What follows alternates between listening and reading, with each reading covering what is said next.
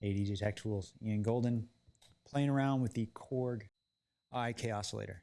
Pretty cool. It's basically the iOS version of the popular little yellow device that some guys will bring into the club and use to play bass lines and synths over their set. Guys like James Zabiela and others use it a lot. So we thought, hey, it's $9. It's a lot cheaper. You can run it on your iPhone. You can run it on your iPad. So how good is it really? Let's check it out. Normally, it's made for the iPhone, so it's going to be about this size. Basic premise is that you've got these different presets, different really kind of sections of a preset.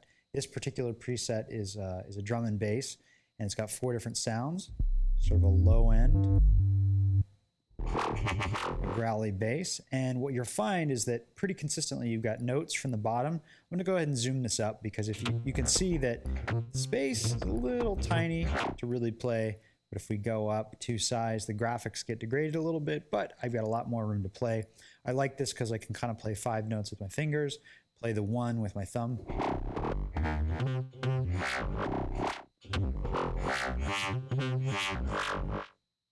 So, and then what these guys usually do is they modulate the sound up. So you can go.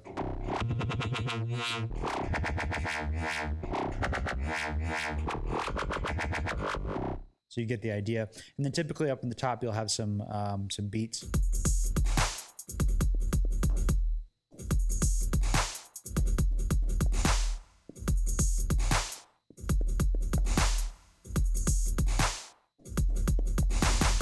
So that was kind of cool. And then some little fills and drum beats and stuff. All right, so if we go into the browser, we can load a different preset, and you can preview what these different presets sound like. They're all by style, so, you know, new jazz. That's pretty far out there. Glitch hop.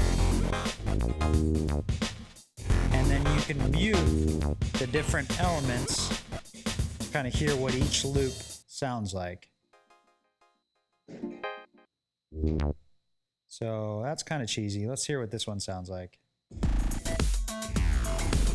Pretty bad. This one's actually got a cool synth in it, so I'm going to go ahead and load that.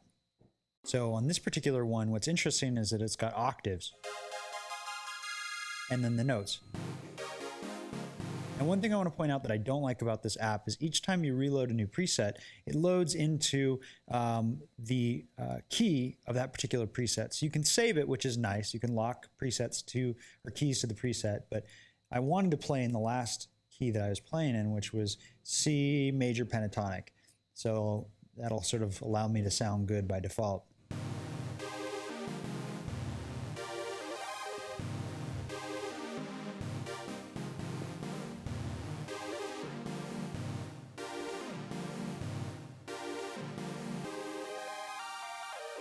So it's kind of expressive and pretty cool. You can adjust the tempo, of course, here. Looks like you tap it and then go ahead and bring it up. You can do quantize and all these other settings, which is pretty cool.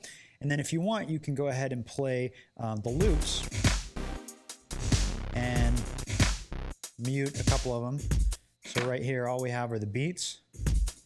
And then if I want to play over a beat, what I would do is mute that one. Now, the only bummer here is that I can't really play over the beat. All I can do is interrupt the loop because it continues to play.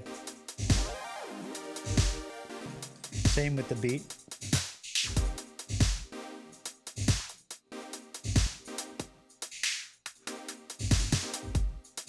So it's not really letting me do much with the beat.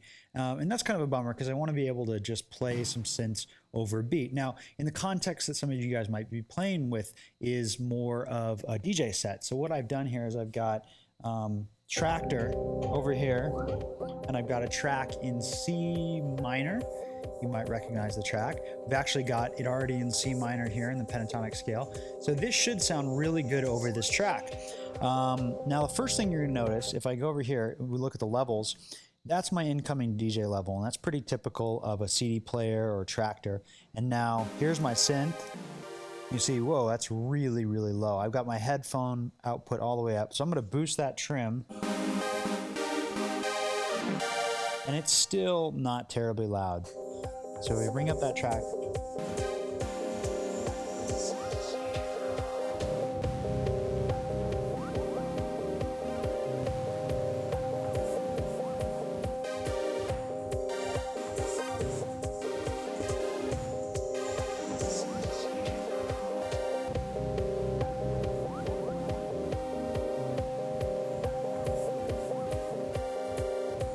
Kind of cool what you can do to those glides.